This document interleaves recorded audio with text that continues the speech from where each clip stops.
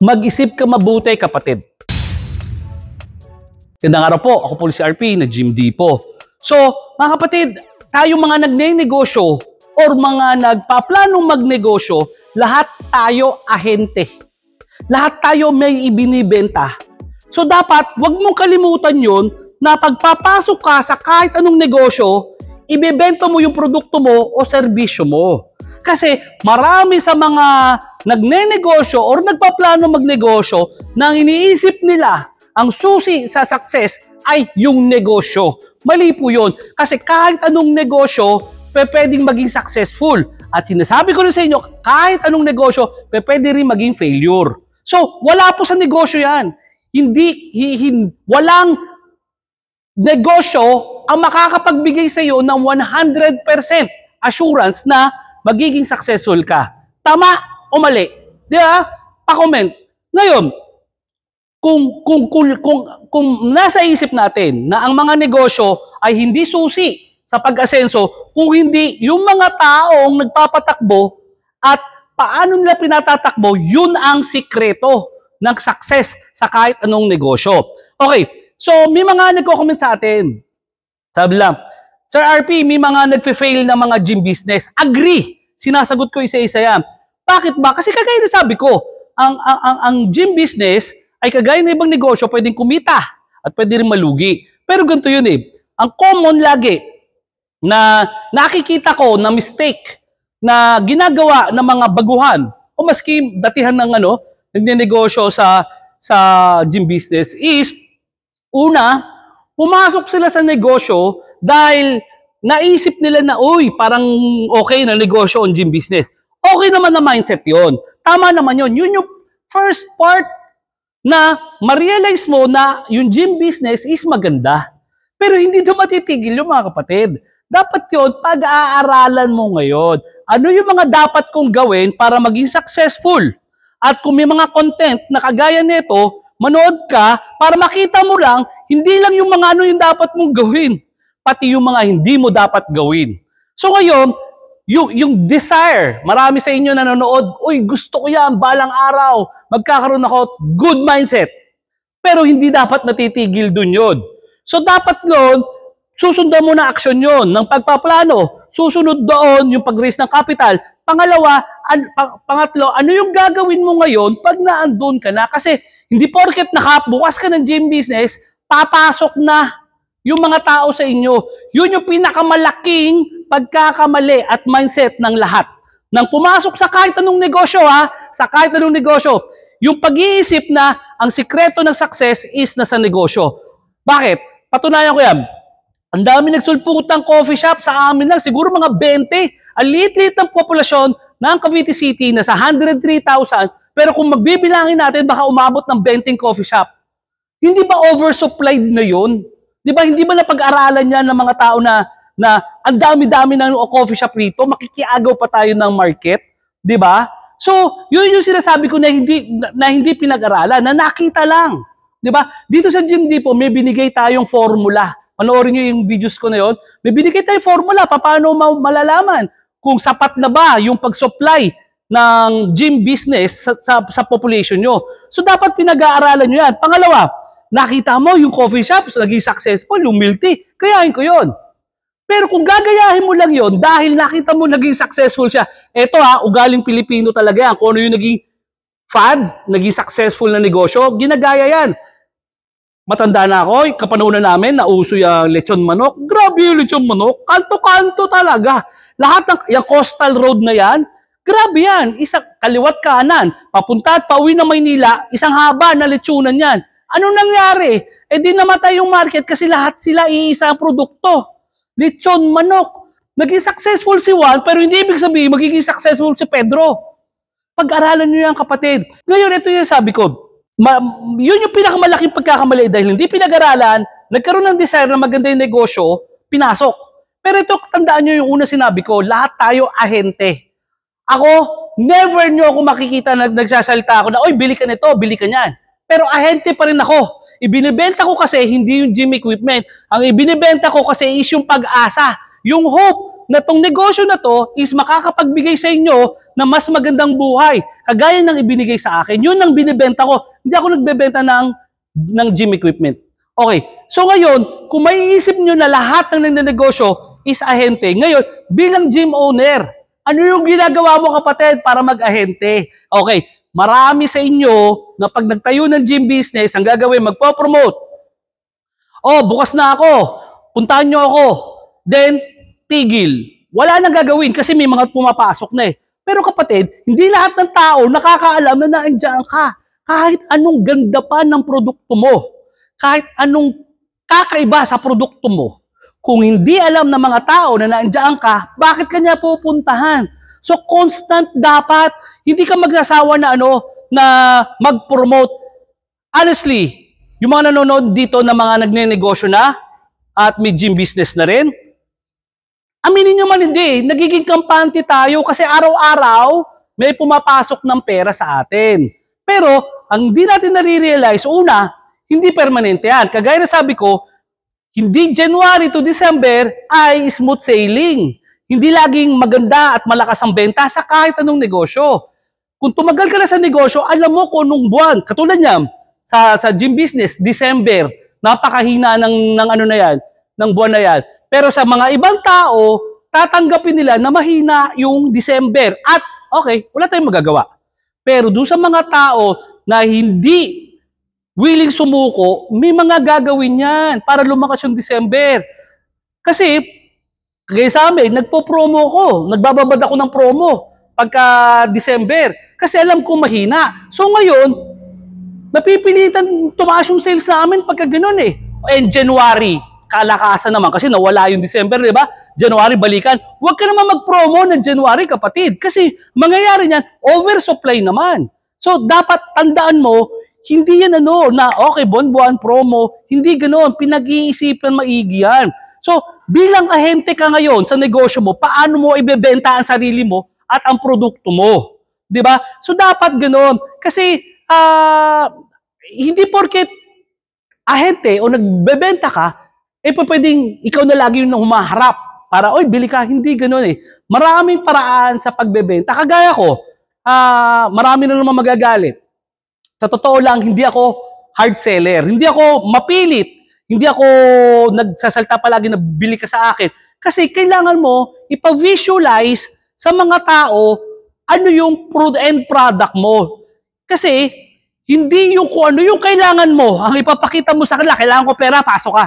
Ang ipakita mo sa kanila, ano yung kailangan nila, kapatid, para bumili sila sa inyo. Kagaya sa gym business. Kunyari, magtatayo ako ng gym. Ano ba yung totoong ibinebenta ko? Hindi ka naman nagbebenta ng gym equipment kung meron kang gym business. Hindi ka magbebenta ng workout. Di ba? Ang ibinebenta mo, kapatid, is kalusugan. Kalusugan, ganda ng katawan, at pride sa sarili. Usually, yan yung tatlong rason eh. Bakit ako mag-gym? Una, mag-gym ako kasi taba ako na eh. Baka magkasakit ako eh. Di ba?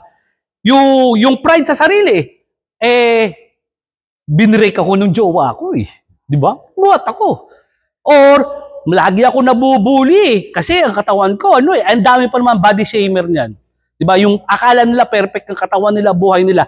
Isi-shame ka nila. So, ito yung mga reason, mga kapatid. Ang dami-daming reason bakit yung mga tao gustong pumunta sa gym.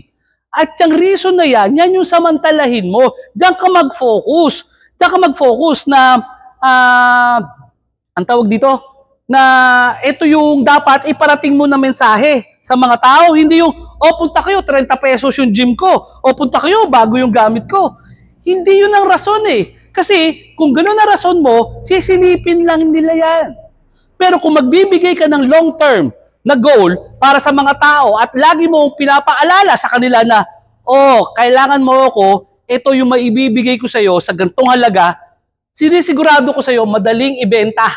Madaling mabebenta kung ano man yung negosyo mo. Kaya hindi ito exclusive sa gym business. So kahit anong negosyo, kailangan mong iparating sa mamimili mo, sa kliyente mo, kung ano yung kaya mong ibigay sa kanila.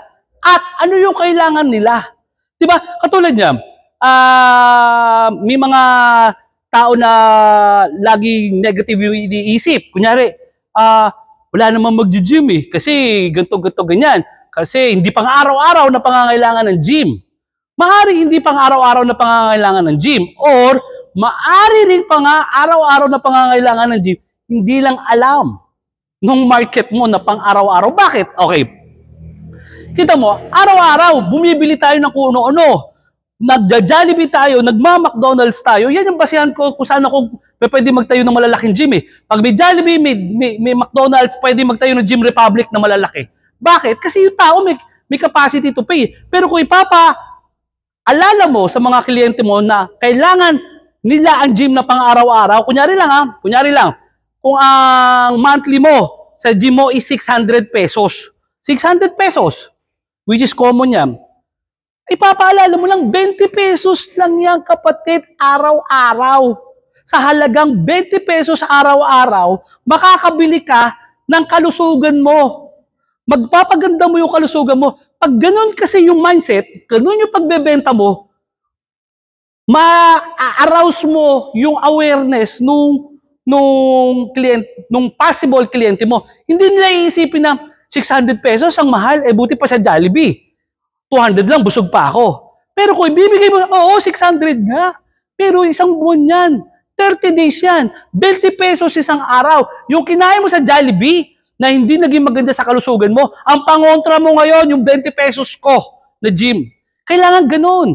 Hindi pa pwede yung pa-video-video ka lang, pa-post-post.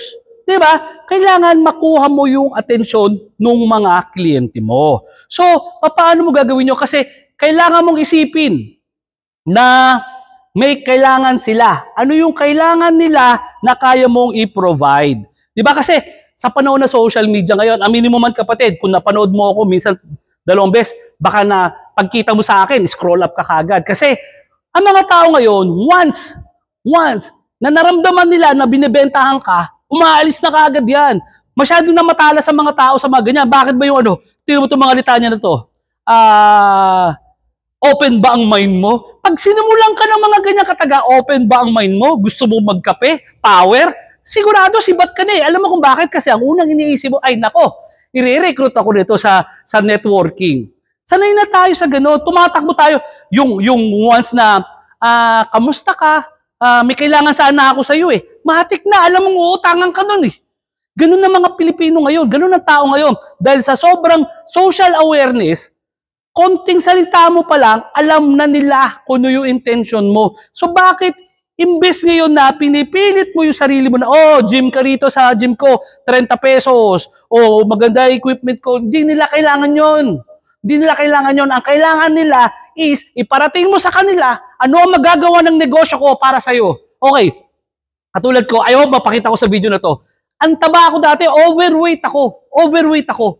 At how I wish, matagal na akong naging fit. Diba? Pero yun yung problema ko, how to be fit. Diba? So, alam ko, problema na rin na maraming Filipino yan, na nakukonsyo sila sa katawan nila, nakukonsyo sila sa health nila. Anong gagawin nila? So, ito yun, kapatid. Bakit hindi ka magpakita ng mga before and after? Dito sa gym ko, si Juan, 3 months ago, ito. Tapos ito na ngayon siya ngayon. Diba? O si Joan, ganito dati, 3 months ago, ngayon, ganito na siya. Kailangan ipakita mo sa kanila, ipa-visualize mo sa kanila. Diba? Maski yung mga McDonald's, Jollibee, never mo makikita si McDonald's, si Jollibee, na sinasabi, bili ka ng burger ko. Walang ganun. Ano pinapakita sa inyo? Pagpunta doon, kita mo, kumakagat ng burger. Sarap. Alas 12 ng tanghali, nakita mo yung commercial na yon. Hindi ka ba magugutom nun? Pero hindi niya sinabing bumili. Diba? Walang sinabing binili. Kasi kinukuha nila yung awareness mo. Kailangan mo siya. Yung burger na yun, tangalin tapat na, gutom ka na eh. So yun. O kundi makikita mo yung yung buong pamilya pumunta sa Jollibee, kumain sabay-sabay. Ano pinopromote nun? Na kaya ng Jollibee na pagsamasamahin yung mga pamilya mo, sabay-sabay kayong kumain sa murang halaga, pero hindi niya sinabi, bili kayo dito, maganda rito. Hindi. Pinopromote niya yung family values na magkasama-sama kayo. Kaya yun yung pinupunto ko mga kapatid. Sa kahit anong negosyo, wag na lang yung gym business kasi lagi ako napupulaan sa gym business kasi pinopromote ko palagi. Bakit hindi ko ipopromote? Kasi ito yung, dito ako naging successful. Pero lahat ng sinasabi ko rito at matututunan nyo sa akin, pwede nyo i-apply sa kahit anong negosyo. So yun yung sinasabi ko, bigyan nyo ng awareness yung mga kliyente nyo kung ano yung produkto na binibenta mo. Wag mong iisipin na ang binibenta mo is session sa gym. Patay tayo dyan. Lahat kayo session sa gym na ang ibinibenta. Pero kung ikaw yung kakaiba, ikaw yung magbebenta ng health, ng confidence, etc., etc., yun na iparating mo sa market mo. Kailangan lang malaman yun. Para ngayon, kita nyo, honestly, dati, nagbabayad pa ako kay Facebook, sa sulit.com pa noon, para lang i-promote yung business ko. Kasi nagtsatsaga ako, bili ka dito gym equipment. Pero na-realize ko, na kung ang ibebenta ko sa kanila is yung awareness na kung ano magagawa ng produkto ko, yun ang sikreto. Yun ang sikreto ng lahat ng ahente. Dahil mauubusan ka ng kliyente, kaka-offer ng equipment mo. Pero hindi ka mauubusan ng kliyente kung i-offer mo sa kanila is yung ultimate goal, kung ano yung gusto nila, ipararating mo sa kanila na kaya nilang makuha. Upul si RP, nag-Gym Depot, magandang araw po.